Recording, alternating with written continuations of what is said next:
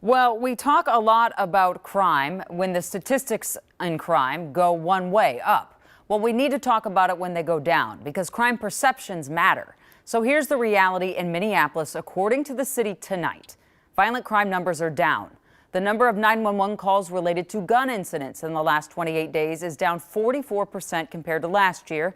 And carjackings, they are at a third at this point of the year compared to last year. So let's talk about policing. The state board that licenses police in the state of Minnesota is making some big updates to the minimum standards for being an officer in this state. One change they approved today would bar people who belong to or support extremist groups from becoming police officers. John Croman was at the post board session today, and he joins us now with more about what this all means. Hey, John. Well, Jana, law enforcement has changed a lot since the 1970s, but the standards for becoming an officer here haven't quite kept up. The folks at the Peace Officers Training and Standards Board trying to set rules that reflect what's happened in that profession and in our society in the last 45 years.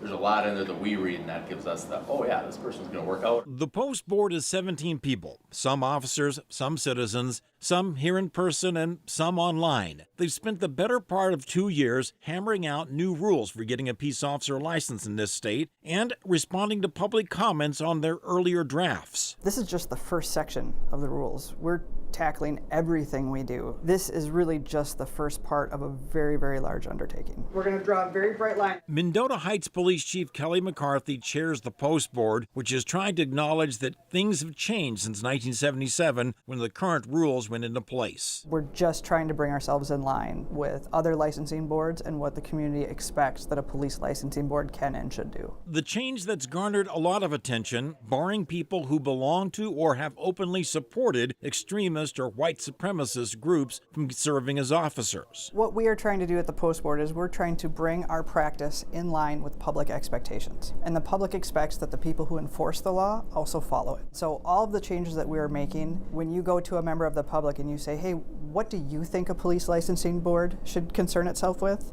That's what we're focusing on. They're also changing the list of information that can be collected in a background check for an officer. It will now encompass whether the officer's testimony as a witness has ever been subject to a so-called Brady Giglio disclosure. In simple terms, if I was the president of the Randy Moss fan club, I'm not, but I should be, and if I arrested somebody for assaulting him, we should tell the defense that I love Randy Moss, because their client might not get a fair trial, and so they might not use my testimony. A Brady Giglio doesn't necessarily mean the officer's done something wrong. It just means the courtroom testimony could be called into doubt by the defense. So those are the things that, in a background check, you want to know if that applicant has ever had their testimony impeached. It could be for a completely innocent reason, or it could be because they're dishonest. Either way, we trust agencies and communities to make those decisions. For the post board, the hard slog through the rule changes will continue section by section, line by line. Okay, let's go to